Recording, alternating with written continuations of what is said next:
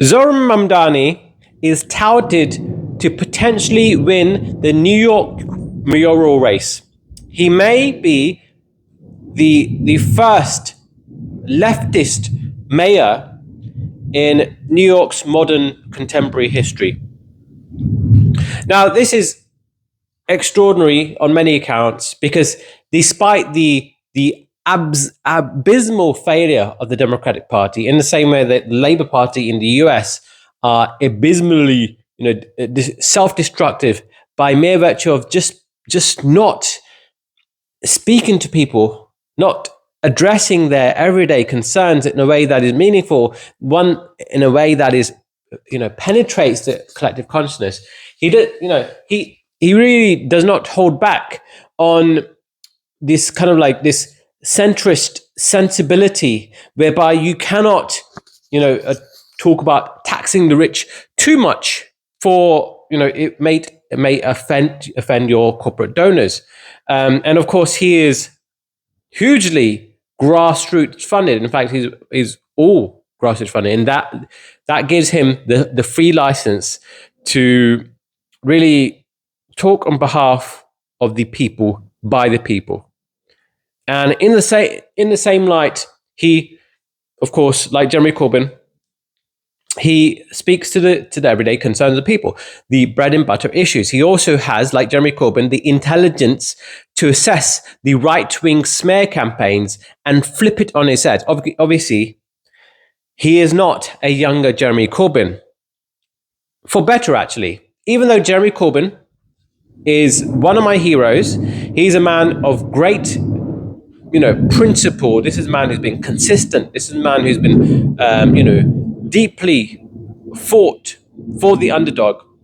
He has something that Zohran Mamdani has something that the left desperately lacks, and this is also reflected in Jeremy Corbyn. He has a form of charisma and ability to deflect the media attacks on him.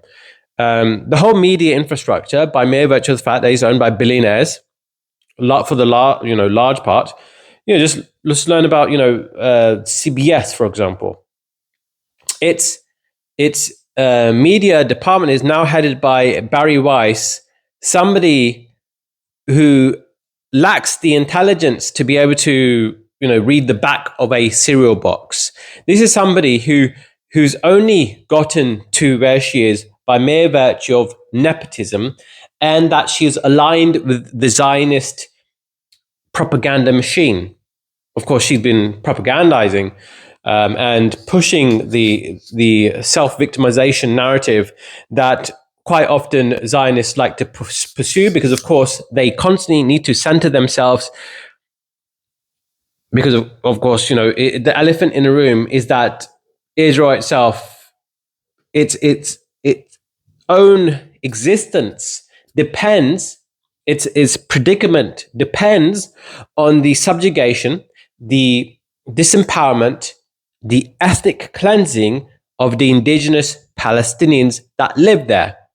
And so you need a propaganda outlet, a well-funded, well-oiled propaganda machine, and Barry Weiss is happy to be at the forefront of this, because, of course, this is something that's integral to her own narcissistic, egoic center of, in how she relates to the world.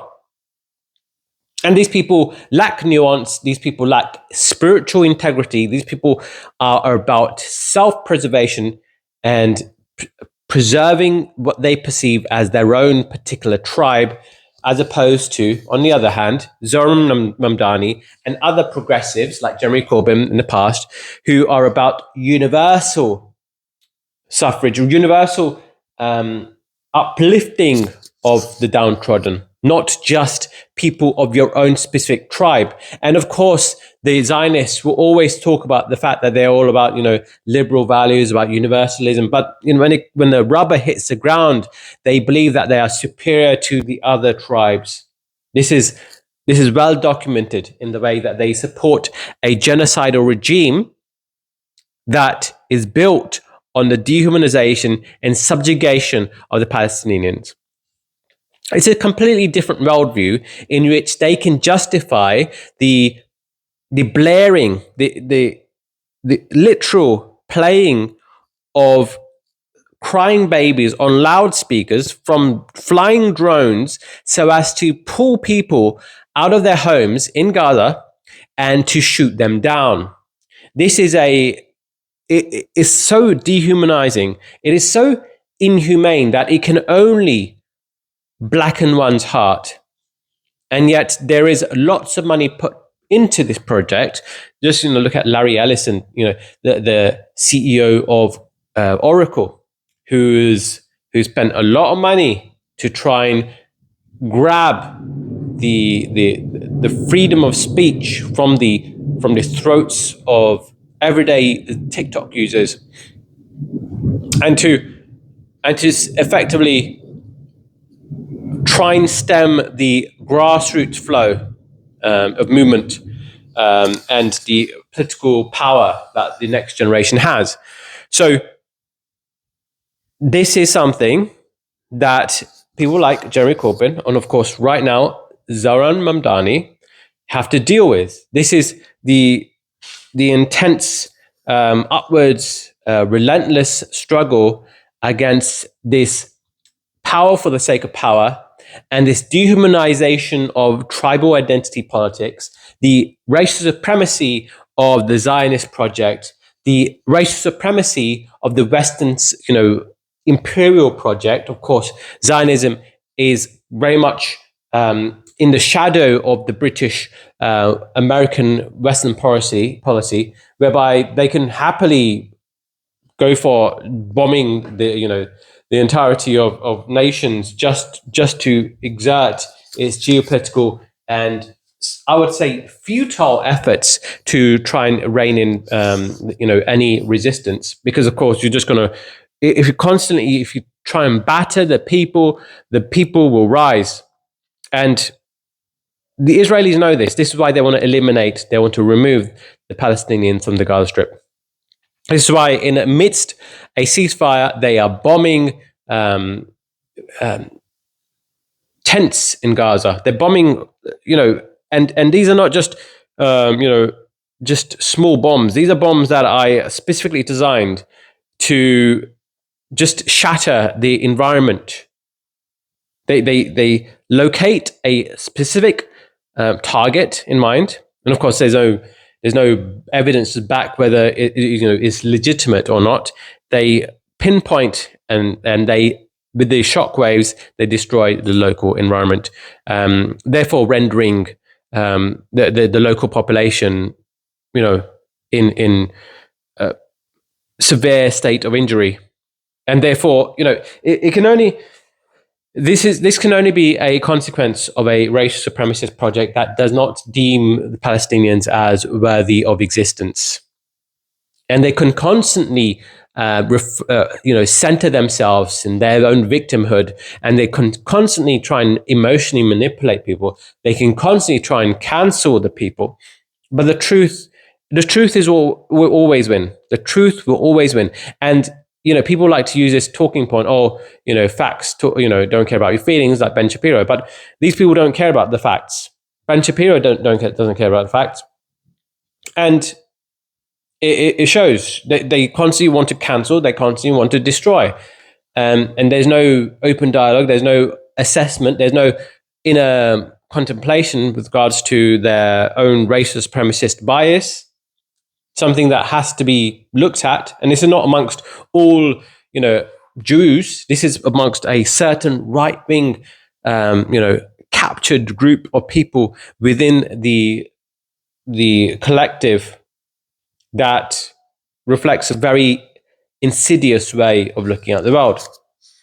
So back to Zohran Mamdani. Zohran Mamdani has something that the left needs to take note of. He has something called charisma. He has something that the right wing has an abundance of, or rather, the leaders right now of the right wing. As much as you might hate Donald Trump, he has charisma. He has ability to think on his feet, and he does not hold back.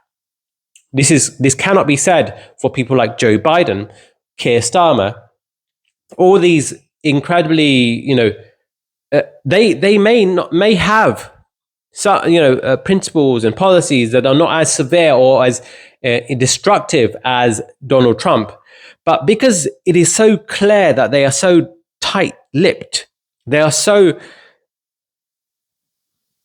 it's so transparent that they're trying to portray themselves in a light that is sensible, that is bureaucratic, technocratic, that is I know best.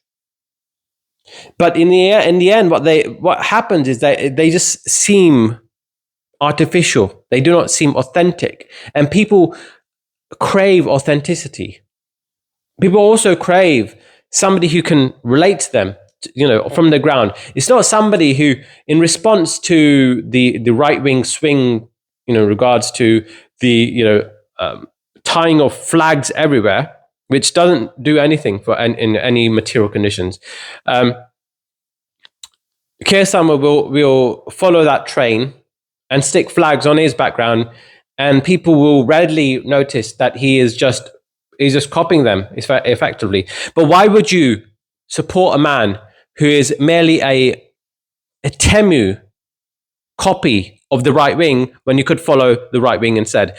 What Keir Starmer is doing is basically legitimizing the right wing talking points, and he's giving them credence instead of focusing on the bread and butter issues of the cost of living crisis, for example, the fact that inflation is rising, cost of housing is rising, rent is rising, cost of groceries is rising, cost of heating is rising.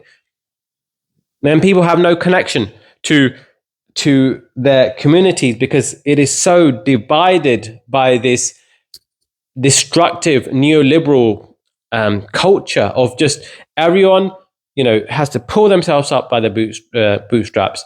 But there is no real pride in one's environment because it is so destructive. The elites in power do not care about you. And this is evidently clear when people like Keir Starmer talk.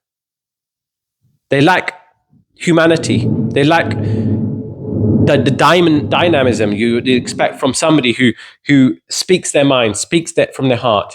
And this is something that, to a degree, Zohran Mamdani has. Jeremy Corbyn also has this. Of course, Jeremy Corbyn doesn't have the quick wit and the youthfulness. That could be due to age, but it also could be something to do with the fact that Jeremy Corbyn is that grandfatherly figure who really is incredibly sensible and doesn't necessarily use quick wit in the same way that Zohran Mamdani might. And there is a rarity to someone like Zohran Mamdani, but we need to understand that there is a kind of a model that people, gravitate towards, or rather a set of principles or set of, attributes, one of which is charisma, one of which is ability to think on your feet, one of which is not holding back, one of which is authenticity. And of course, this is all to just make it more easier to swallow the principles and the policies that everyone cares about, which is the bread and butter issues of ensuring that everyone can live without the intense suffering of this neoliberal hellscape in which inflation is increasing costs of everything, and this creates a lack of pride in one's environment, one's community. Because if you're constantly just struggling, that's it creates a kind of a break between you and the rest of society. You do not feel connected to society because your whole raison d'etre is about trying to survive. And of course, you can come together to survive, but that would create an alternative society to the one we have. And of course, there are some people in their own, cooperatives working together to make things better for them in their community. But that's outside the system. And we need to be able to, of course, use a system that we have until, of course, whatever happens to it. There are three main, issues with today's society, of which is, unstoppable desire to grow in an economy whereby the super rich take vast majority of the wealth, the the poor, the working class, they take very little. Meanwhile, the cost of goods increase because, of course, the super rich want to increase their wealth, and they want to maintain their own survival. And it's just something, it's the class conflict is there. And because of this class conflict, the right wing will constantly utilize these cultural war talking points, whether it's immigrants, whether it's the EU, in order to divide the people and therefore lead to a situation where people do not become aware of their class, identity, class situation. And so people are constantly talking about these things that are materially irrelevant and merely a distraction, when we really should be talking about how to come together and uplift ourselves and create something beautiful, create a community whereby we all together, one for all. But the right wing can pull on and strike on those fears. They can really pull on the heartstrings, or the current and the fears that we are constantly swimming in, or at our worst we're constantly swimming in, because they know that there is a lack of material stability. There is a lot of fear in the air. And when you're having when you're constantly seeing the BBC BBC media, BBC News, which have been primed to try and get as many clicks as possible, but also create fear in our society, but also support a geopolitical system that is Zionist in nature. Just look at the editorial team. The BBC is heavily compromised when it comes to journalistic integrity. It does not care about truth in the same way that we, everyday people, care about truth. It's about maintaining the status quo, about maintaining the paradigm, maintaining the geopolitical system in which you're living in. This is why they will never stray from the pro-Israel line when the rubber really hits the ground. They might do individual pieces on the plight of the Palestinians, but when it comes down to it, the backbone of all their journalism, it's about centering the Israeli suffering, and to humanize the Israelis and to dehumanize the Palestinians in subtle and not so subtle ways. This is something we need to be very clear about. We need to really have our finger on the pulse of. And Zohran Mamdani is a fresh face to politics, and we need to learn and see what is going on. Of course, he, by mere virtue of the fact that he is effective, is also a target of smear campaigns. And of course, he's facing a heavily funded, corporate-funded Andrew Cuomo, who is, he's got this yellow ribbon brooch constantly on his chest, like he's some sort of bought slave of the Zionist entity. Obviously, Andrew Cuomo is going to try and use whatever lowest common denominator in order to make Zohran Mamdani out to be some sort of terrorist or some sort of radical. And in a fairer system, he would not have the light of day. Of course, Andrew Cuomo was implicated in this scandal regarding dozens of women, whereby he's either done rape, or sexual assault.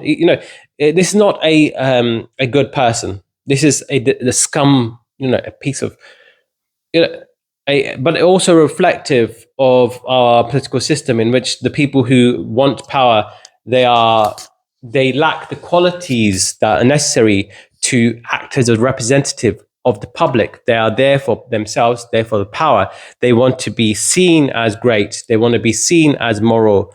But when they're the proof, when they have to show the proof, they're not up to the task. Zohran Mamdani, however, seems to be the case, and of course, Jeremy Corbyn is a long-standing example of that. Anyways, more on this to be discussed. Hope you enjoyed this video. Please like, comment, and subscribe. That'd be very much appreciated. Thank you.